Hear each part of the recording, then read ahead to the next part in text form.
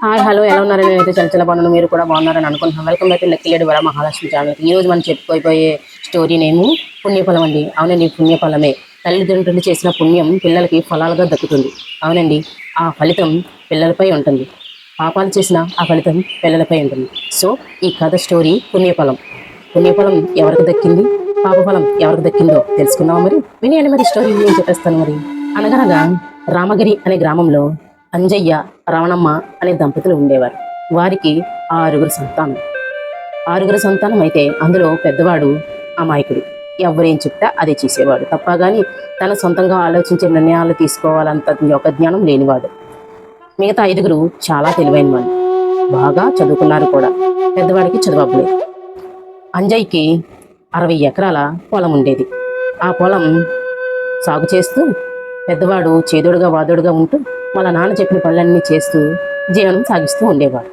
ఇలా సాగుతున్న క్రమంలో అంజయ్య తన 60 ఎకరాలని తన ఆరుగురు కొడుకులకి సమానంగా పంచాలని నిశ్చయించుకున్నాడు. ఇలా నిశ్చయించుకున్న తరుణంలో అంజయ్య పెద్ద కొడుకు అమాయకుడు కదా, మిగతా ఐదుగురు చాలా తెలివైనది.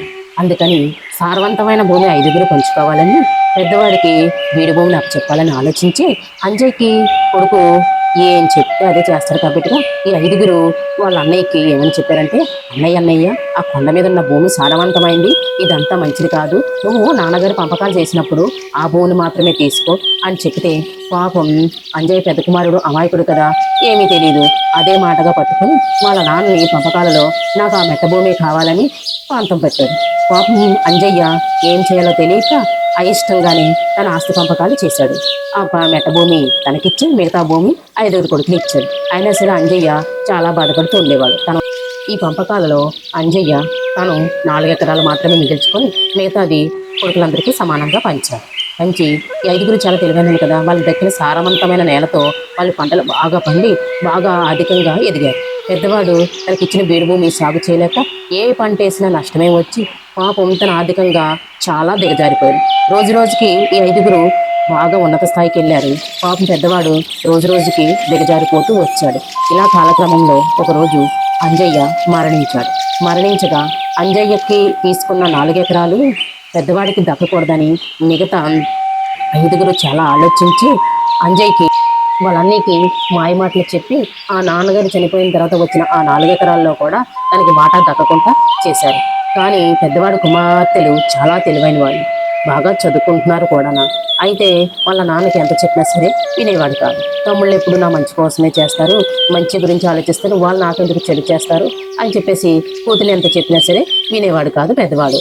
వినకపోతే ఇలా జరుగుతున్న కాలక్రమంలో పెద్దవాడి భూమికి అమాంతాన రేటు పెరిగింది. ఎందుకంటే పెద్దవాడి భూమి పక్కనే ఒక పెద్ద ఫ్యాక్టరీ వచ్చింది. ఫ్యాక్టరీ రావడం వల్ల పెద్దవాడి ఉన్న భూమికి అమాంతాన వాల్యూ పెరగడంతో మిగతా అన్నదమ్ములు ఈర్ష్యాభావాలకి లోనయ్యారు.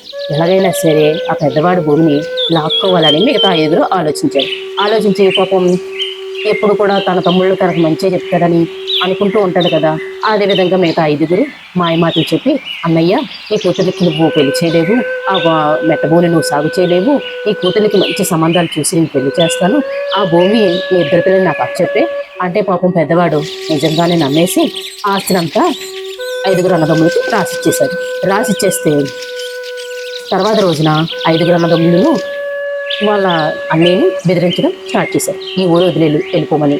పాప కూతుర్లు ఆ ఊరు పెద్దల దగ్గరికి తిరిగి అలసిపోయారు. ఎందుకంటే తన దగ్గర డబ్బు లేదు, పలుకుబడి లేదు. దాని మూలంగా బెదిరింపులు ఎక్కువైపోయి ఆ ఊరు వదిలి పట్టణానికి వెళ్ళిపోయారు. పాపం పెద్దవాడి చేసేది లేక తన ఇద్దరు పిల్లల్ని తీసుకొని పట్టణానికి వెళ్ళిపోయి అక్కడ చిన్న చిత్తగా పనులు చేసుకుంటూ తన జీవనం సాగించేవాడు. పెద్దవాడు ఎవ్వరేం చెప్పినా చేసే మనస్తత్వం వల్ల తను ఎవ్వరేం పని చెప్పినా చేసి కష్టపడి తన ఇద్దరు పిల్లల్ని బాగా చదివించి వాళ్ళిద్దరూ పెద్ద ఆఫీసర్లు అయ్యారు. అయితే ఆ పల్లెటూరులో వాళ్ళిద్దరికీ చాలా మంచి పేరు వచ్చింది. ఎందుకంటే ఈ ఊరి నుంచి వెళ్ళి ఆ ఊరిలో బాగా చదువుకొని మంచి స్థాయికి వెళ్ళారని ఆ ఊరిలో మంచి పేరు వచ్చింది. మిగతా ఐదుగురు అన్నదమ్ముల పిల్లలు వాళ్ళు ఎప్పుడూ వాళ్ళ ఆస్తుల గురించి కొట్లాడుకుంటూ జైలుకి వెళ్తూ అలా కాలం గడుపుతూ ఉండేవారు. ఈ క్రమంలో వాళ్ళు పెద్దవాడి ఆస్తిని కాజేశారని అధికారులకు తెలిసి వాళ్ళకి శిక్ష విధించారు. చూసారా ఫ్రెండ్స్, అదే అంటారు, పుణ్యం చేసిన వాళ్ళకి పుణ్యఫలం, పాపం చేసిన వాళ్ళకి పాపఫలం అంటారు. పాపం పెద్దవాడు అమాయకుడు, అంతా మంచిగా జరుగుతుంది మంచిగా అనేసి ఆలోచిస్తూ ఉండడం వల్ల మంచిగా జరిగింది. తన పిల్లలు బాగా చదువుకొని ఉన్నత స్థాయికి వెళ్ళారు. కానీ మిగతా 5 అన్నదమ్ములు ఎప్పుడు ఆస్తుల గురించి ఆలోచించి ఆలోచించి కొట్లాడుకొని వాళ్ళు జైలుకి వెళ్ళారు. అదే అంటారు, తల్లిదండ్రులు చేసిన పాపపుణ్యాలు పిల్లలకి తగులుతాయి అంటేని. పెద్దవాడు చేసిన పుణ్యఫలం తన పిల్లలకు దక్కింది, మిగతా అన్నదమ్ములు చేసిన పాపఫలం తన పిల్లలకు దక్కింది. నచ్చితే లైక్ చేయండి, షేర్ చేయండి, సబ్స్క్రైబ్ చేసుకోండి.